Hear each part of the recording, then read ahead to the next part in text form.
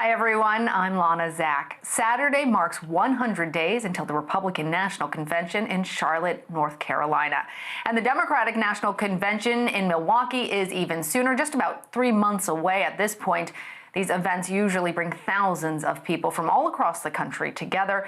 But as we continue to get closer to the 2020 election and social distancing is still the norm, there are unanswered questions as to how these conventions will proceed. For more on this, I want to bring in two of our exceptional 2020 campaign reporters, LaCrai Mithcell and Adam Brewster. Thanks for joining us, guys.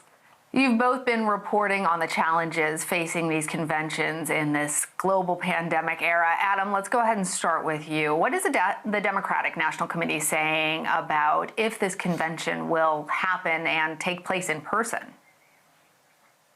There's a few words the Democrats stress in conversations, Lana. One of those is flexibility. They've already moved their convention from mid-July to mid-August to give themselves a little bit more breathing room.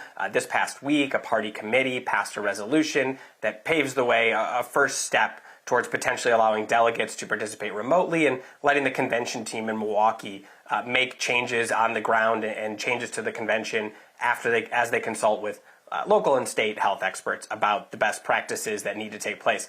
DNC Chair Tom Perez has said he wants to do some type of in-person event in Milwaukee in August, but he's not sure what exactly that will look like just yet. And of course, the other word that you hear often come up from the party and from local officials is safety, right? Nobody wants to do this event if it's going to put anybody's health at risk. The city of Milwaukee was excited to have this convention. It's a chance, for them to showcase their city to the world. There's a bit of a feeling, a few people brought up that a lot of these events often end up in Chicago, and so this was a great chance for them to show what Milwaukee has to offer. But the city's mayor said, look, at the end of the day, when this comes to town and when people leave, I want it to be clear that there was no risk to public health by doing some type of in-person event, and people are being flexible with the timelines and when that will come.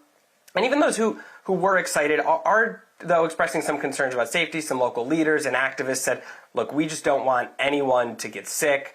Because this would happen, we're hopeful, but that's our top priority as how we assess to what this would look like and whether we want this to happen. Yes, and LaCrai, Republicans actually have a little bit longer before their conventions are expected to begin. So what are those officials telling you?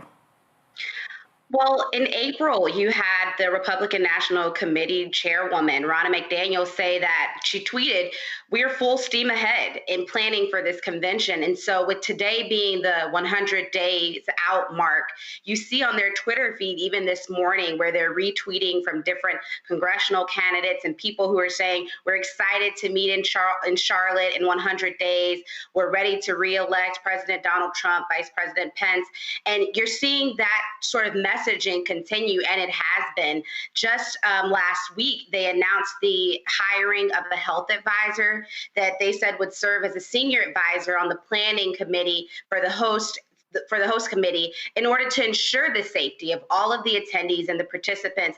I think Adam hit it on the head when he said that safety is sort of the magic word, I believe, on both sides. Everyone wants to make sure that anyone who comes to this convention is safe when they come in, and that they're safe, and also the local residents are safe when they leave out. And in conversations with local leaders and elected officials, you hear that same sentiment, and it's mixed in some ways. I had people like one of the 4 Democrats on the Charlotte City Council who voted for the committee, Larkin Eggleston, said it would be foolish optimism right now to think that you can host this committee and the one in Milwaukee as you had originally planned. And then you had, the city councilman, the chairs, the Mecklenburg County chair, George Dunlap, say that he would be all for a convention if we weren't in the middle of a pandemic right now. And he said that without certain precautions like contact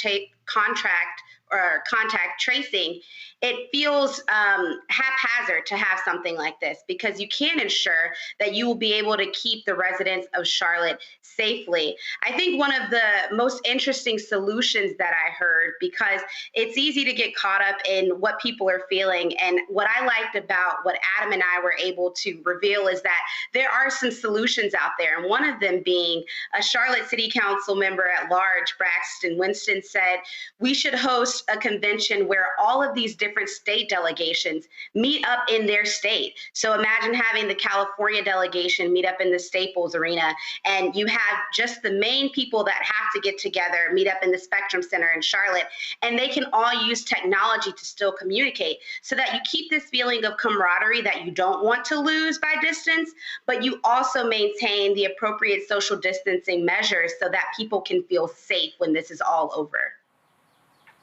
Oh, that's very interesting. I'm going to follow up with you on that, LaCrai, because it seems like they are doing the same things that all of us are thinking about, weighing the economic impacts and the social impacts of getting together with and normalizing, with the health concerns about getting together and normalizing.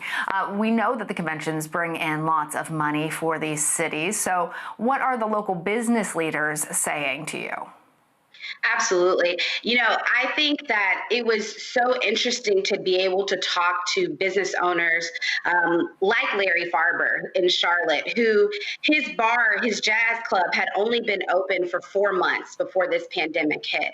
And so for someone like him, he had been really budgeting the RNC into his bottom line for the year.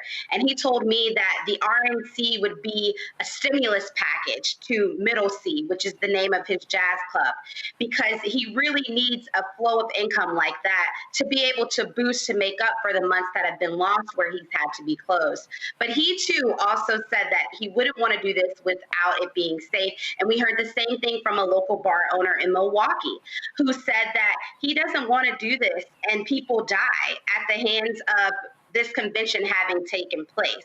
And so while he added that the convention would cushion the blow that he's had during this time, he didn't want to do it at the sake of business owners. And as you mentioned at the top, these are events that bring in millions of dollars to a city. And so business owners and the city were looking forward to the excitement around it. And I will say, another interesting insight that we heard from business owners like Clark Sides in Charlotte, who owns a balloon making company, it's not just the businesses in Charlotte or Milwaukee proper that receive this boom. A lot of times businesses that are even an hour outside of the host city can feel the reverberation that comes from an economic, shot in the arm, like hosting a convention.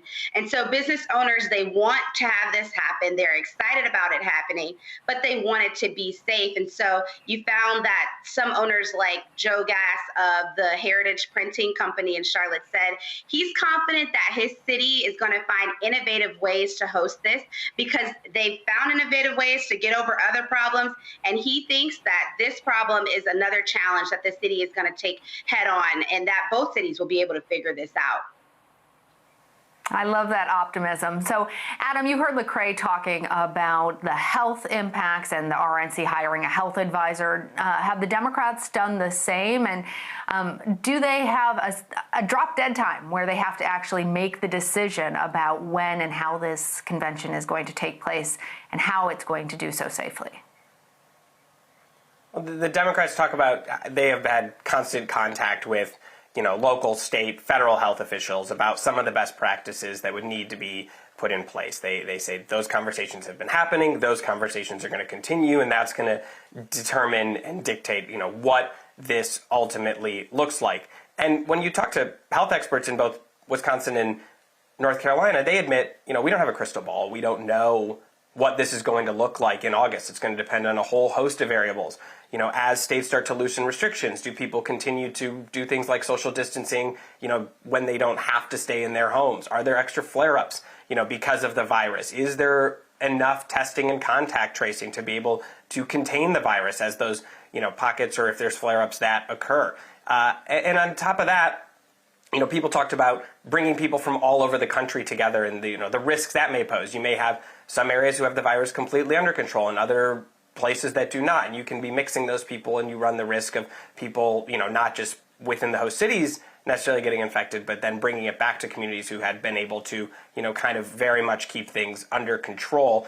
And when you dig down into the resources, Dr. James Conway, an infectious disease expert at the University of Wisconsin, kind of put it, pretty bluntly that it's going to take a lot of work. He said, besides things, social distancing, masks, a lot of hand sanitizer and cleaning events. He talked about possibly testing everyone coming to the convention, everyone working at event facilities, to make sure that there's nobody shedding the virus while they're there or before they even come, and doing temperature screenings and pulling anyone with a fever out and saying that they have to get a test and they have to be, under surveillance. And he said, kind of put it in a way, he said, where if you have infinite resources and a really good plan, it's possible.